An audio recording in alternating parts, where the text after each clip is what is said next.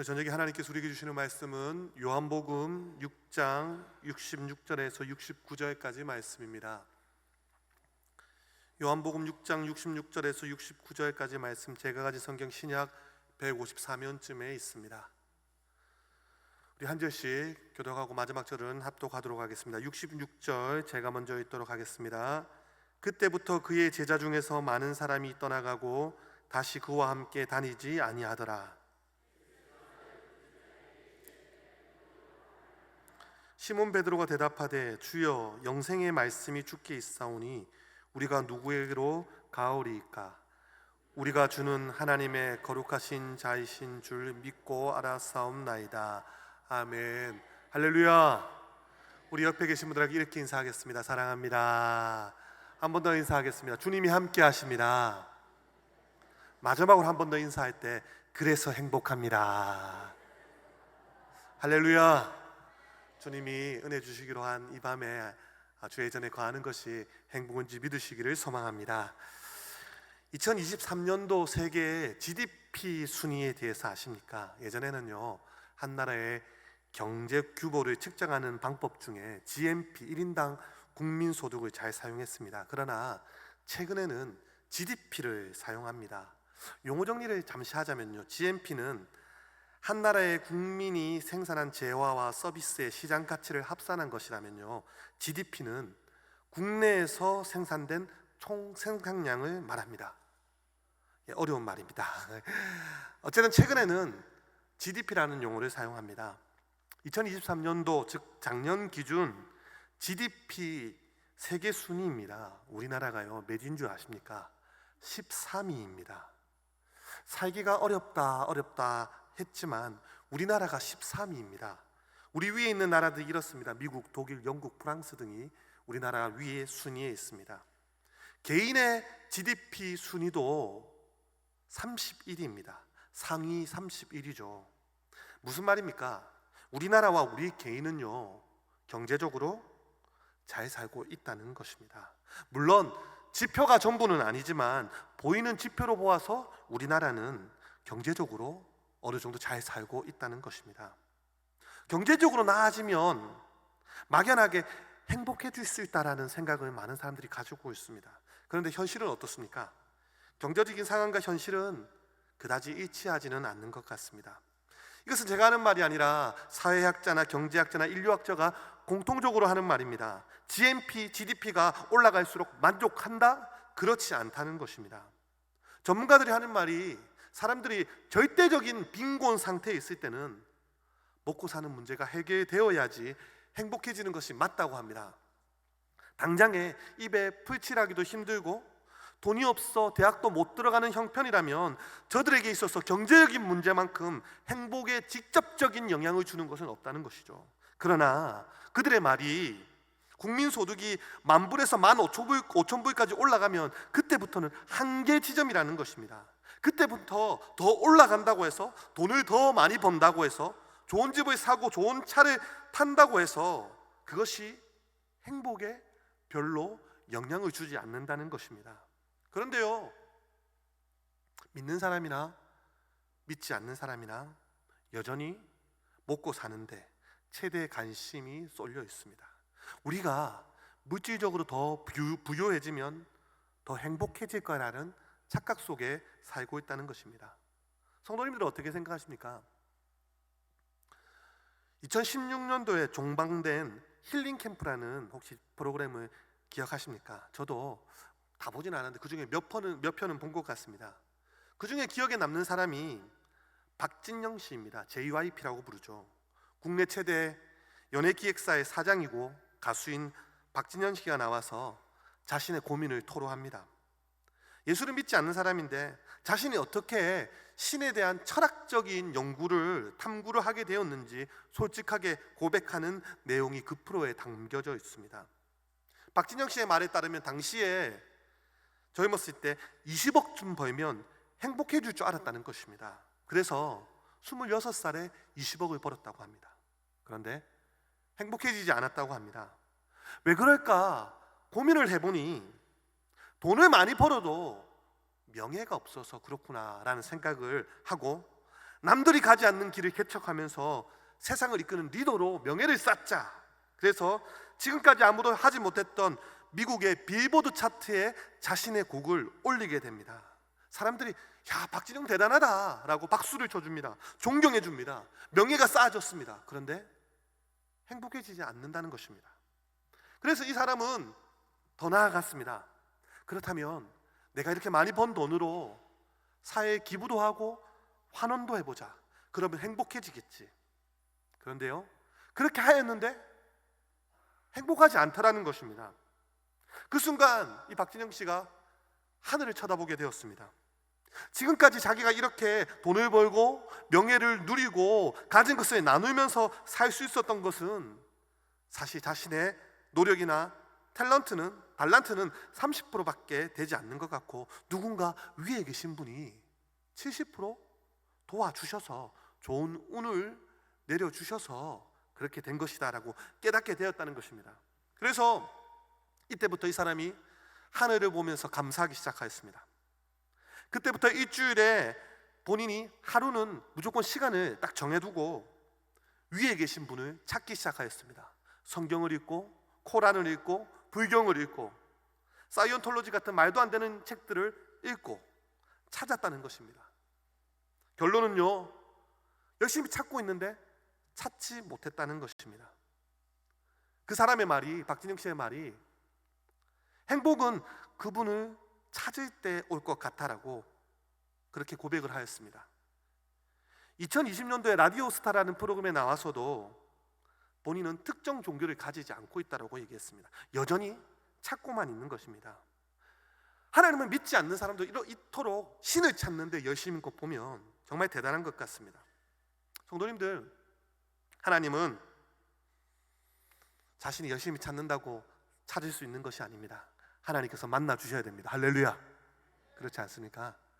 그런 면에서 보면 하나님은 저와 여러분들을 만나 주셨습니다. 할렐루야. 적어도 박진영 씨보다는 행복하다는 거죠. 누구보다 행복한 사람입니다. 우리 옆에 계신 분들에게 다시 한번 인사하겠습니다. 당신은 행복한 사람입니다. 그렇습니다. 그런데요, 정작 문제는 이미 행복을 누리고 있고 어떤 삶이 행복한 삶인지 깨달았음에도 불구하고 우리는, 저와 여러분들은 여전히 먹고 사는 문제, 더 많이 벌고 더 좋은 집과 더 좋은 차를 사는 문제에 빠져 산다는 것입니다. 더 좋은 직장, 더 좋은 환경들을 추구한다는 것입니다. 그것이 마치 절대적인 행복의 기준인 양 착각하며 살아간다는 것입니다.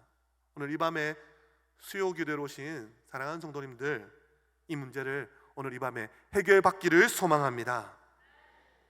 예수님 당시에 이스라엘에 살았던 유대인들은 대부분이 먹고 사는 문제로 힘이 들었던 사람들입니다. 집이 없어서 동굴에 사는 사람들도 많았고, 그야말로 하루 벌어서 하루 겨우 입에 풀칠하는 사람들이 대부분이었습니다. 이렇게 가난하고 먹을 것이 없어 힘들어하는 사람들을 완벽하게 먹이시는 장면이 요한복음 6장에 나타납니다. 바로 오병이어 사건입니다.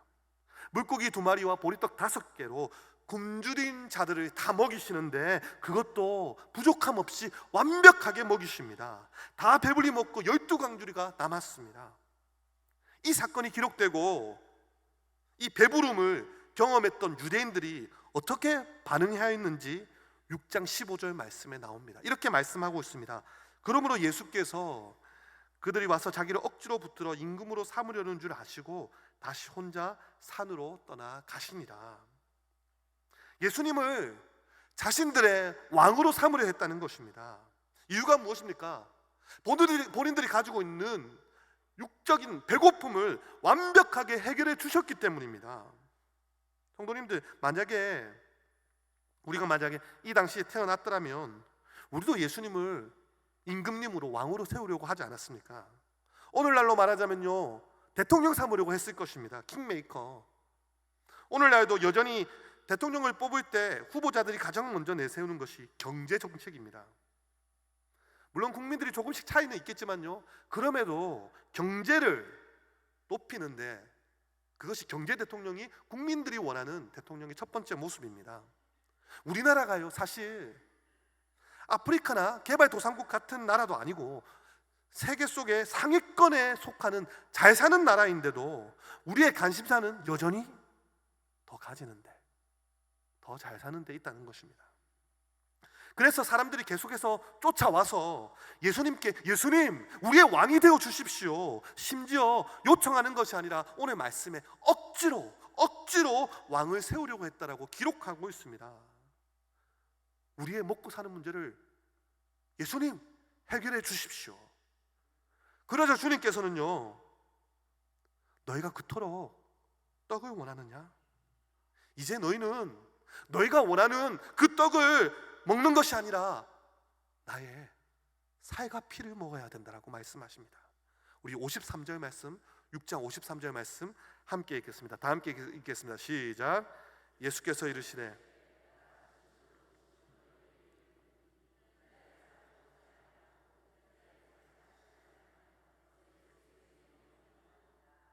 이 말씀이 무슨 말씀입니까? 너희가 진정으로 생명을 얻기를 원하고 진정으로 배부름을 경험하기를 원한다면 당장의 눈앞에 보이는 그 떡이 문제가 아니라 나의 살과 피, 나무에 달려 자신의 살을 찢어주시고 피를 흘려주신 그 십자가 복음의 의미를 깨달아야 한다는 것입니다. 예수님께서는요, 단순히 우리 육신의 배고픔을 해결하기 위하여 오신 분이 아니라 죄의 문제를 해결하기 위하여 이 땅에 오셨다는 것입니다. 눈에 보이는 그 떡을 위하여 오신 것이 아니라 당신의 살을 우리에게 찢어주시고 당신의 피를 우리에게 주시기 위하여 이 땅에 오셨다는 것입니다. 성도님들, 저와 여러분들이 정말 주님의 제자가 되기를 원하고 주님 앞에 헌신을 다짐한다면요, 저와 여러분들이 먹는 떡이 과연 무엇이냐는 것입니다. 오늘 본문 말씀 66절 한번 읽어볼까요? 66절 시작. 그때부터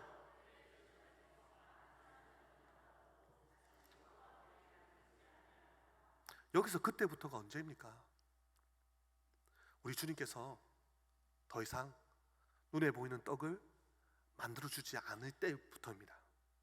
더 이상 물고기 2마리와 떡 5개로 줄인 자들을 먹이시지 않을 때입니다. 이제는요, 주님으로부터 떨어지는 떡고물이 없고 대신 십자가의 살과 피를 먹고 마시라고 할 그때부터입니다. 그런데요, 이 말씀이 좀 충격적입니다. 다시 한번 읽겠습니다. 그때부터 시작. 그때부터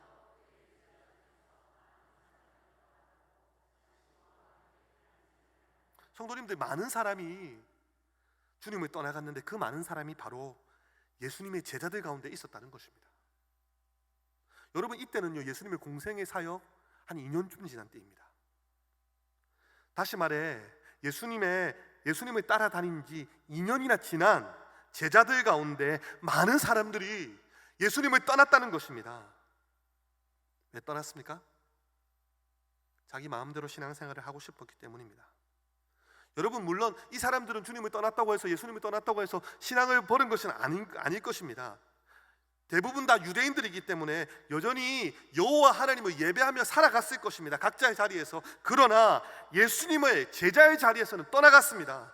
헌신의 자리에서 떠나갔습니다. 왜 그렇습니까? 예수님께서 말씀하시는 그 길, 물질의 풍요가 있고 육신적인 배부름이 있는 길이 아니고 예수님의 살과 피를 먹고 마시는 십자가의 길을 걸어가라고 하는 그 길을 걷기 싫어서 떠났기 때문입니다. 성도님들,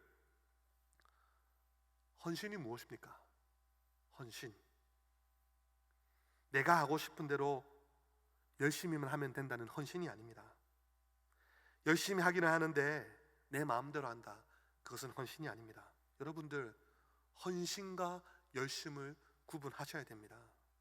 성도님들, 주님의 제자가 되고 헌신을 하는 것은 내 하고 싶은 대로, 내 열심대로만 하면 되는 것이 아닙니다. 교회에서 하고 있는 봉사와 헌신이 나의 욕망의 도구로 사용되고 나의 지위를 유지하는 데 사용되면 안 되는 것입니다. 그런데 예수님을요, 거의 2년간 따라다닌 제자들이 여전히 그렇게 하고 있습니다. 67절 말씀 함께 읽겠습니다. 시작. 예수께서 이들을 향하여 예수님께서 말씀하십니다. 남아있는 이들을 향하여 너희도 가려느냐? 너희도 너희 마음대로 신앙생활을 하려느냐? 너희도 여전히 먹고 마시는 문제에만 급급하겠느냐? 내가 너에게 눈에 보이는 떡을 만들어주고 너의 사업을 성공시켜주고 돈이 나오게 해주고 좋은 대학에 합격시켜주면 그 이유를 가지고 나를 따르겠느냐? 성도님들, 예배 자리에 나오지 않는 사람들은 사실 주님 근처에도 없는 사람들입니다.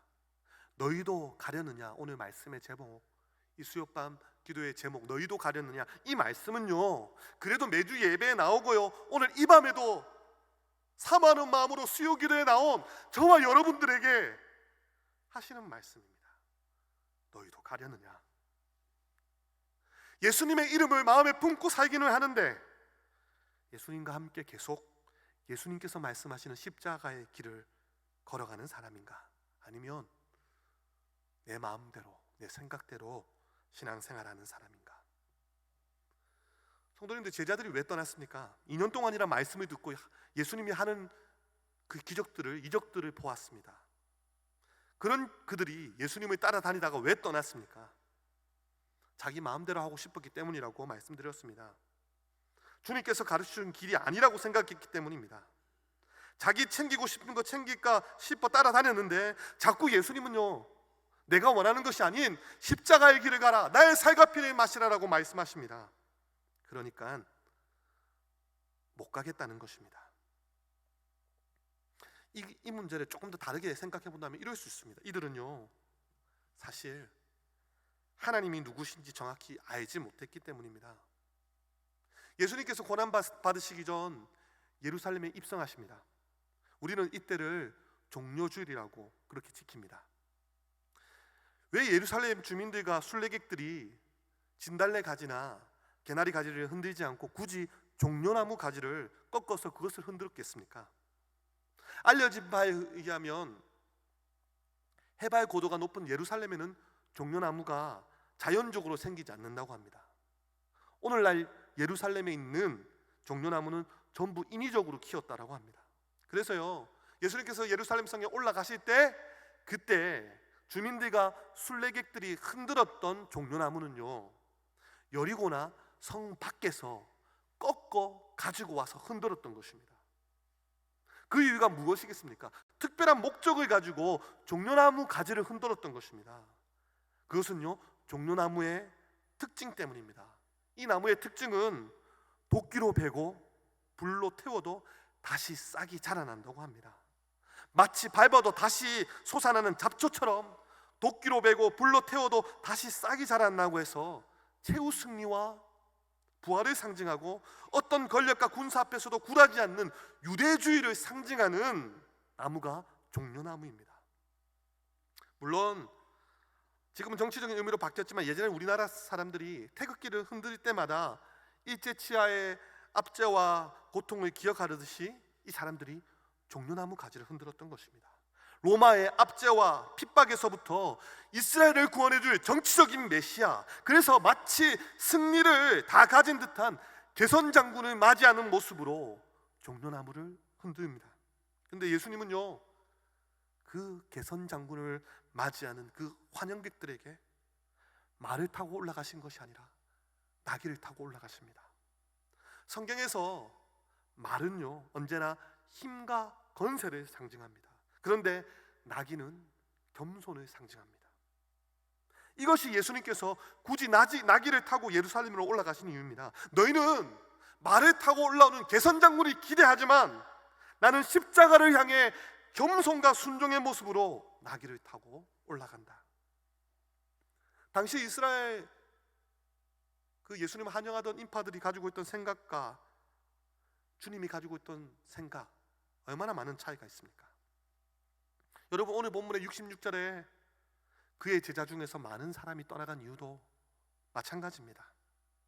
하나님에 대한 무지, 예수님에 대한 무지, 그저 예수님을 정치적인 메시아, 로마의 압제에서 우리를 구원해주고 우리의 배고픔을 해결해 줄 그런 분으로만 생각했던 것입니다.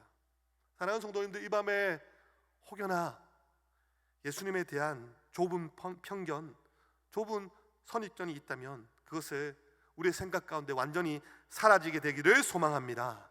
하나님이 정말 어떤 분이신지, 그래서 하나님께서 주시는 기쁨이 물질보다 더 큰 기쁨이라는 것을 경험해야 됩니다. 여러분, 하나님 주신 기쁨을 경험하지 못한다면요, 우리 모두는 물질의 노예가 될 수밖에 없습니다. 이 세상 그 어디에도 돈보다 우리를 더 기쁘게 해주는 것이 사실은 별로 없습니다. 돈이 우리에게 줄 수 있는 것이 너무나도 많습니다.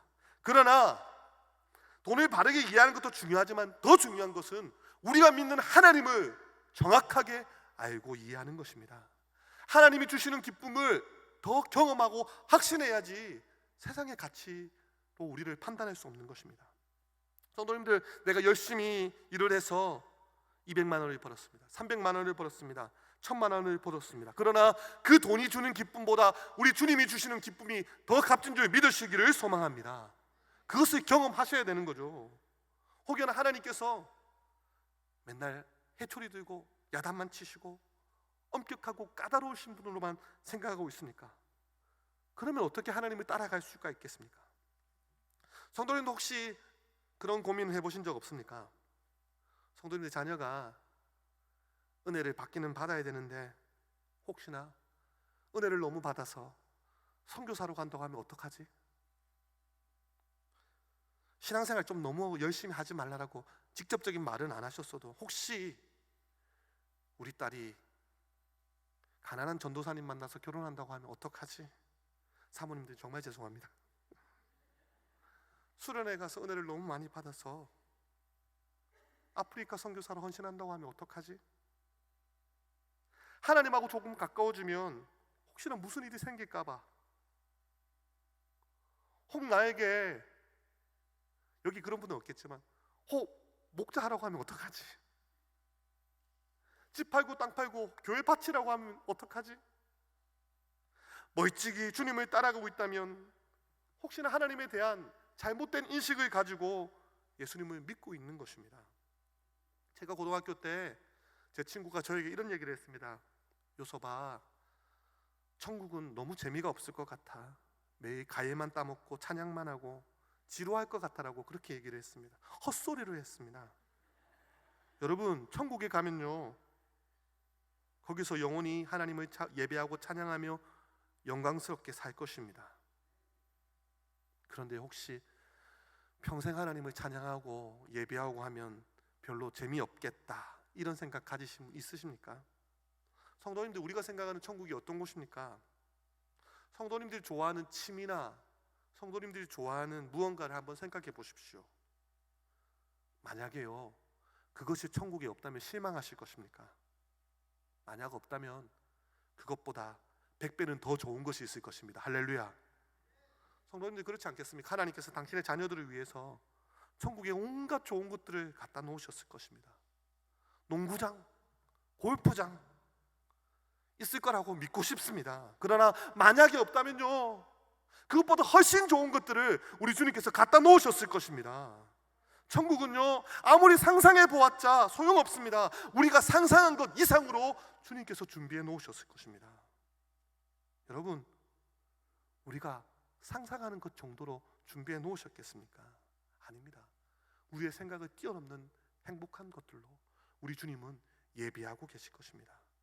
그런데 우리는요, 내가 생각하는 수준, 내가 생각하는 하나님, 그래서 내가 생각하고 내가 바라던 하나님이 아닐 때요, 천국도 재미없는 곳이 되어버리고 하나님과 가까워지면 마치 나에게 큰 손해가 있을 것 같고 내가 생각하는 꿈꾸고 멋진 삶을 살아가지 못할 것이라고 생각을 합니다. 성도님들, 그렇지 않습니다. 하나님과 가까이 하는 것이 가장 큰 복임을 믿으시기를 소망합니다. 나의 자녀들이, 여기도 우리 다음 세대들이 있지 않습니까? 우리 아이들이 하나님과 가까이 하는 것이 가장 큰 복임을 믿으시기를 소망합니다. 그런데 그 참된 그 주님의 부르심, 은혜의 복의 부르심 앞에 자신이 생각하던 예수의 모습이 아니고 자신이 생각하던 하나님의 모습이 아니기 때문에 그때부터 그의 제자 중에서 많은 사람이 떠나가고 다시 그와 함께 다니지 아니하더라. 참으로 쓸쓸한 말씀입니다. 너희도 가려느냐? 너희도 가려느냐? 이 질문에 베드로가 이렇게 응답합니다. 우리 68절 말씀 함께 읽겠습니다. 시작.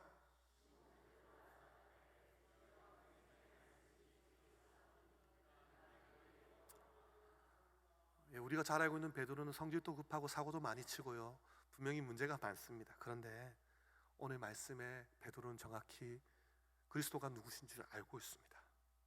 영생의 말씀이 주께 있는데 우리가 누구에게로 가겠습니까? 너희도 가려느냐? 영생의 말씀이 여기 있는데 내가 어디로 가겠습니까? 여러분, 이 고백은요 단순히 시간적인 고백이 아닙니다. 이 고백은 장소의 문제입니다. 한번 생각해 보십시오. 여러분, 천국과 지옥은요 영원하다는 의미에서 동일합니다. 그러나 천국과 지옥의 차이가 무엇입니까? 예수 그리스도가 없는 곳이 지옥입니다. 주님 계신 이곳이 바로 천국인데 우리가 어디로 가겠습니까? 주의 말씀이 여기 있고 주님 계신 곳이 함께 있는 이곳이 천국인데 내가 어디로 가겠습니까? 성도님들, 혹여나 물질이 조금 부족하도 주님 계신 이곳이 천국임을 믿으시기를 소망합니다. 혹여나 우리가 생각하는 명예, 우리가 생각하는 그 꿈의 기준에 못 미친다 할지라도 주님 계신 이곳이 천국이심을 믿으시기를 소망합니다. 혹시나 세상적인 눈으로 조금 변변치 않은 직장이 있다 하더라도 주님과 함께하는 이 길이 천국 길임을 믿으시기를 소망합니다. 말씀에 서두에 말했지만 행복이란 GNP가 3만 불, 4만 불, 5만 불이 된다고 행복이 되는 것이 아닙니다. 예수님이 없는 것은 절대로 영원한 부요함과 만족함과 평안함을 누릴 수 없다는 것입니다. 너희도 가려느냐? 너희도 가려느냐? 예배 나오고 11조를 드리고 이 모양 저 모양으로 봉사하고 헌신해도 더 버는 데만, 더 쓰는 데만, 더 가지는 데만 나의 관심이 집중되어 있다면 이미 우리는 그리스도를 떠난 자입니다. 69절 말씀 우리 함께 읽어볼까요? 시작. 우리가 주는 하나님의 거룩하신 자이신 줄 믿고 알았사옵나이다. 거룩이 무엇입니까? 거룩은요 한마디로 구별입니다. 주님은 세상과 구별되신 예수 그리스도라는 것입니다. 세상 사람들이 추구하는 것과는 다른 모습이라는 거죠. 예루살렘 입성 시에 이들은 종려나무 가지를 흔들며 힘과 건세가 있는 말을 타는 정치적인 메시아를 원했지만 예수님은 이런 모습과는 전혀 다른 구별된 예수님이라는 것입니다. 세상의 방법과 세상의 지혜와는 전혀 다른 구별된 모습의 예수님. 성도님들, 예수 그리스도를 따라가고 예수 그리스도를 진정으로 믿는다고 하는 것은, 다시 말해 예수님의 제자로 살아간다고 하는 것은 세상의 방법과 세상의 지혜와는 다른 방법을 믿는다는 것입니다. 세상의 기가는 다른 길을 걸어간다는 것입니다. 돈이 없으면 죽을 것 같고 좋은 직장을 다니지 못하면 도태되고 마치 쪽팔린다고 하는 것은 그 시대 백성들이 가지고 있는 생각과 다른 생각을 가르쳐 주시기 위해서 예수 그리스도께서 오신 것입니다. 그 가르침을 듣고 이것은 말도 안 된다고 생각했던 사람들은 주님을 떠나갔습니다. 여전히 돈이 중요하고, 여전히 명예가 중요하고, 승진이 중요하고, 권력이 중요하고, 그러나 거룩한 구별됨을 가지고 그 길을 끝까지 따라가는 제자만이 참된 제자가 되는 것입니다. 수요밤 기도로 오신 사랑하는 성도님들, 우리가 진정으로 헌신하고 진정으로 주님의 길을 따라가기를 원한다면 이 시대가 걸어가고 있는 것과는 다른 방법, 다른 가치관으로 주님, 내가 살아가겠습니다. 주님은 거룩하신 분이십니다. 주님은 세상 사람들과 세상 사람들이 생각하는 길과 다른 길을 걸으러 오신 분이십니다. 아무도 십자가의 길, 말씀의 길을 걷지 않을 때 그 길을 묵묵하게 걸어가는 저와 여러분들이 되어지기를 소망합니다. 너희도 가려느냐? 이 질문에 영생의 말씀이 주께 있사오니 우리가 누구에게로 가오리까? 베드로의 대답처럼 끝까지 주님 붙잡고 주님만 붙들고 주의 말씀만 붙들고 승리하는 저와 성도님들 되어지기를 소망합니다. 우리 함께 찬양하고 기도하며 나갔으면 좋겠습니다.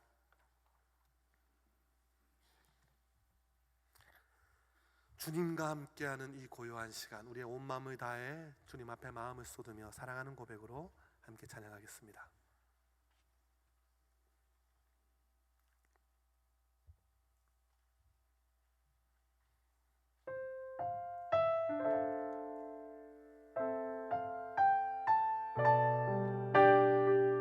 우리 가슴에 손을 얹고 함께 고백하겠습니다. 진심으로 주님, 영생의 말씀이 여기 있습니다. 주님을 따라갑니다. 주님과 함께하는 이 고요한 시간, 주님의 보좌 앞에 내 마음을 쏟네. 모든 것 아시는 주께 감출 것 없네.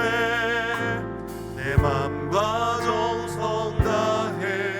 우리 2절 찬양하겠습니다. 나 염려하잖아도 내 쓸 것 아시니.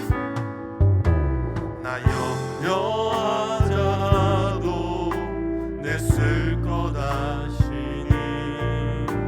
나 오직 주의 얼굴 구하게 하소서. 나 이해할 수 없을 때라도 감사하며 날마다 순종하며 주 따르오. 온 맘 다해 주님을 사랑합니다.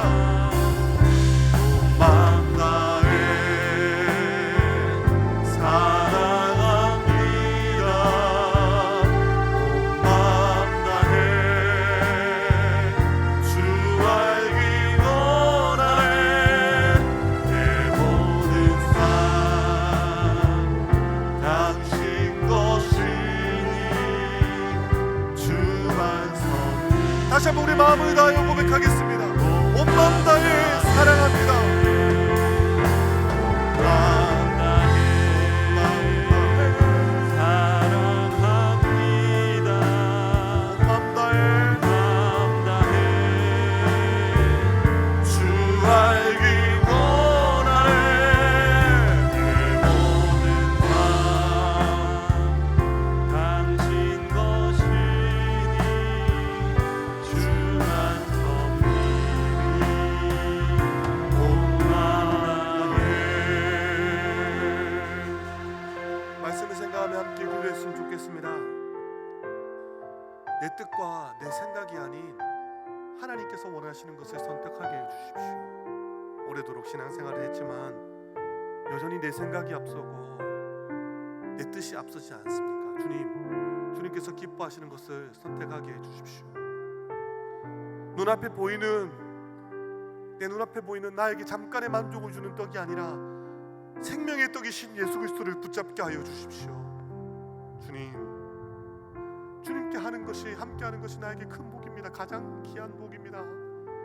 이 땅에서 어떤 복보다 하나님과 함께 동행하는 것, 주님이 함께 하심이 나에게 가장 큰 복입니다 라고 고백하기를 소망합니다. 이 시간 주여 한번 부르고 말씀을 생각하며 기도하겠습니다. 주여, 아버지 하나님, 주여, 너희도 가려느냐. 아버지의 영생의 말씀이 주께 있사오니 우리가 어디로 가겠습니까? 아버지, 내 생각과 내 뜻을 앞세우지 않게 하시고 하나님, 주님의 사역의 길을, 주의 십자가의 길을 걸어가기를 소망합니다. 그 길이 세상적으로 고통의 길이라 할지라도 주여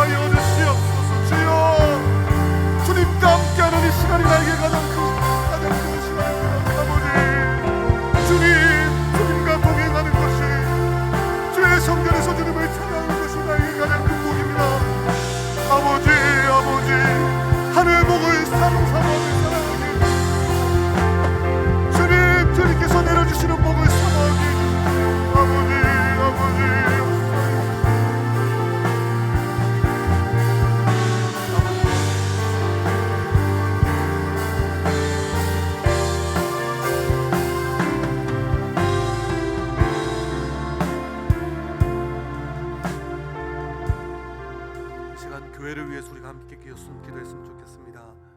먼저 기름 부어 세우신 담임 목사님 위해서 기도하실 때 주일마다 강단에서 하나님의 생명의 말씀을 증거하실 때 그 말씀이 살았고 운동력 있는 좌우의 날성광과 같은 말씀이 우리의 영혼의 골수를 쪼개며 우리의 마음의 신비에 새겨질 수 있도록 주여 우리 담임 목사님 지치지 않도록 영육간의 강건함을 허락해 주십시오. 부교육자들 직분자들 날마다 성령으로 충만하게 하시고 맡겨진 사역 가운데 맡겨진 위치에서 기름 부심을 경험하게 해주십시오. 이번 주 토요일날 새가족 환영회가 있습니다.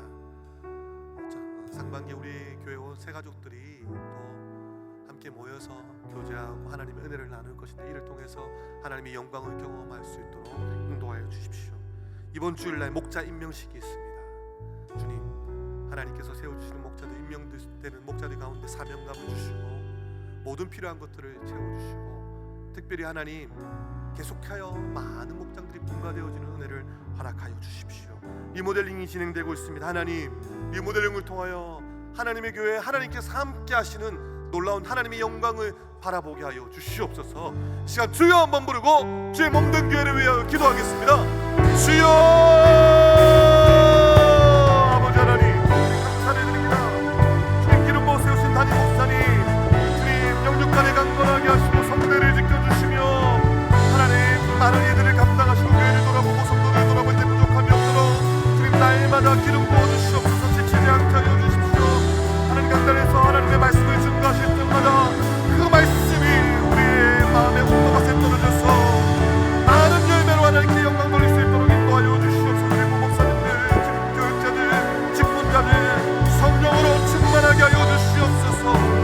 자신의 능력을 의지하지 않게 하여 주시고 주님 주시는 거룩한 영으로 충만하게 임하여서 맡겨진 자리에서 기름 부으심이 흘러나오시게 하여 주시고 아름다운 열매로 하나님께 올려드릴 수 있도록 도와주시오. 이번 주 토요일날 특별히 새가족 환영회를 합니다. 많은 새가족들을 저희 교회에 보내주시면 감사를 드립니다. 하나님 목장 모임을 통해 VIP들이 계속 초청되게 해주시고 아버지 목장들이 계속적으로 공감되게 하여 주시고 아버지 새가족 환영회를 통하여 아버지 하나님의 영광을 볼 수 있도록 도와주십시오. 주일날 있을 목자 임명식 가운데 주여 기름 부어주시옵소서. 목자들이 세워지고 목장들이 공감되고 배가 되고 제 생산이 일어날 때 아버지 이를 통하여 영원 구원하여 제자 삼는 교회 되어줄 수 있도록 도와주시고 리모델링이 진행되고 있습니다. 주여 은혜를 부어주시고 하나님 주의 날개를 지키시고 하나님 영광을 보게 하시고 하나님의 뜻을 바라볼 수 있도록 주님 인도하시고 도와주시옵소서.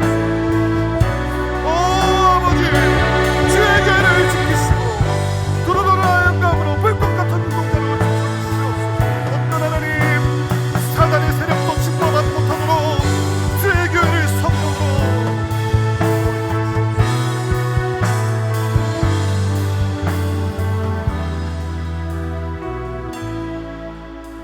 나 무엇과도 주님을 바꾸지 않겠습니다.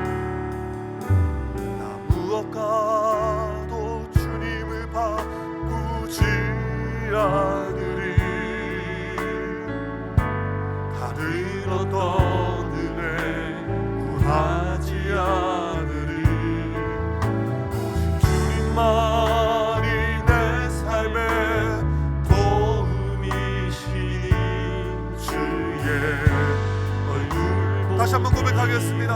믿음으로 나 무엇과도 주님을 바꾸지 않겠습니다. 나 무엇과도 주님을 바꾸지 않으리. 다른 어떤 은혜 하지 않으리.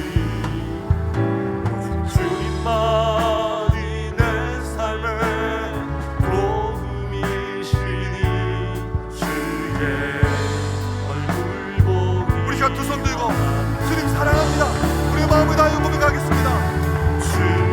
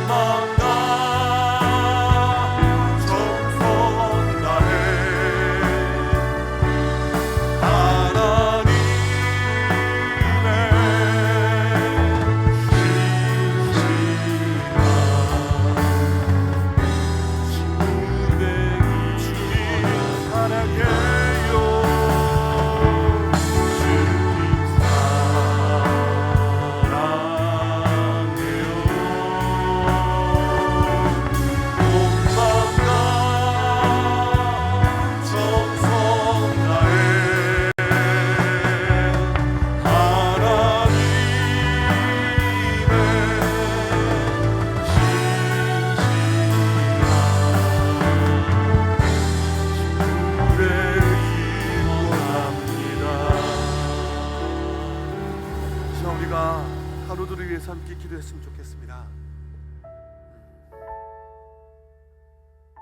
가끔씩 우리가 한우들을 위해서 기도할 때 한우들 중에 기도하는 한우들 중에 하나님께서 부르실 때가 있으면 가끔씩 저도 하나님 왜 불러가셨습니까? 라고 되물을 때가 있습니다.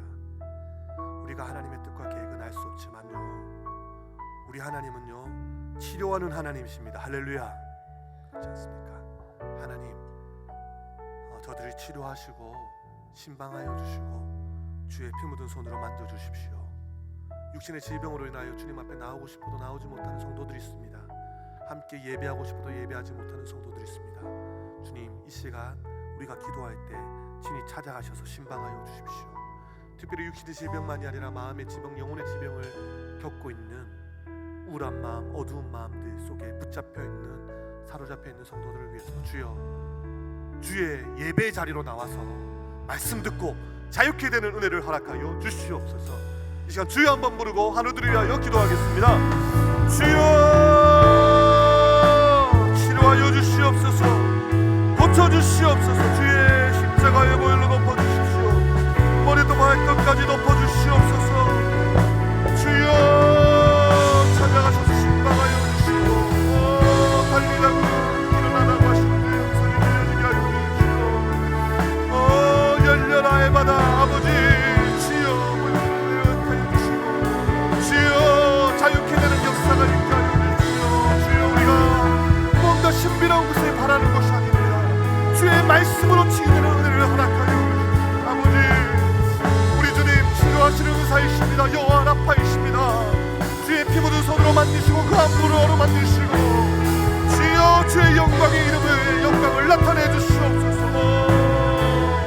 마음의 질병 속에 묶여있는 자들, 하나님 영적인 어둠 속에 묶여있는 자들, 죄의 사슬 속에 묶여있는 자들, 주여 주의 말씀이 선포될 때, 주의 복음이 선포될 때 자유케 되는 놀라운 은혜를 누리게 하여 주시옵소서. 예수 그리스도의 이름이 선포될 때 주여 하나님 매주 목장 연합 예배마다 치유가 일어나게, 성경적인 치유가 일어날 수 있도록 인도하여 주시옵소서.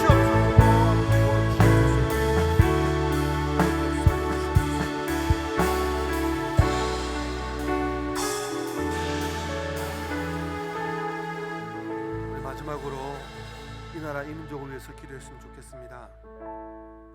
위정자들에게 사랑과 공의, 겸손과 정직을 허락하여 주십시오. 그래서 이 대한민국이 하나님께서 기뻐하시는 깨끗하고 정결한 대한민국 되게 하여 주시옵소서. 한국교회가 나라를 위해 기도하시는 자를 범치 않게 해주십시오. 우리가 이 시간 나라를 위해서 기도할 때 하나님께서 우리의 나라를, 우리의 기도를 들어주실 것입니다. 북한 땅을 구고 살피사 북한의 악한 정권이 무너지게 하시고 돌아오든지 무너지든지 하게 해주시고 하나님께서 원하시는 때에 원하시는 방법으로 속히 통일을 허락하여 주시옵소서. 지금 이 시간에도 주의 명령 순종하여 사역하시는 선교사님들의 사역 가운데 기름 부심과 은혜를 허락하시고 여호와 이레 하나님 역사하셔서 그 필요들을 채우시고 특별히 선교사님들의 사모님들과 자녀들을 위해서도 하나님 도와주시옵소서. 이 시간 나라와 민족을 위하여, 북한 땅을 위하여, 한국교회를 위하여, 선교사님들을 위하여 주여 한번 부르고 기도하겠습니다. 주여 아버지 이 나라의 민족을 불쌍히 여겨주시옵소서. 주여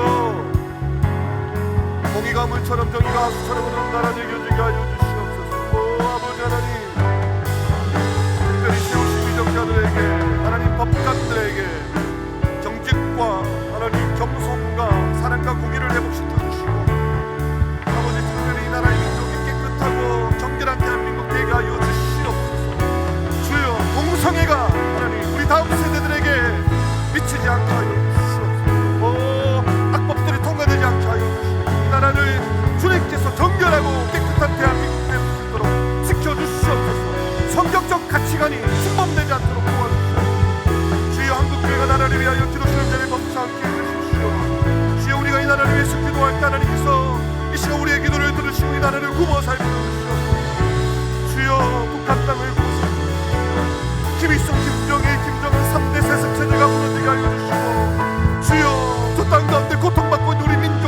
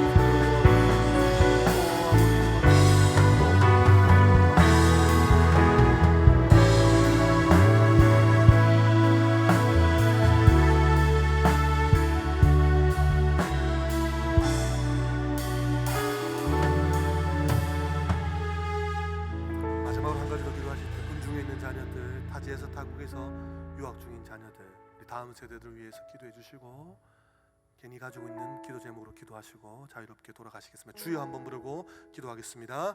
주여!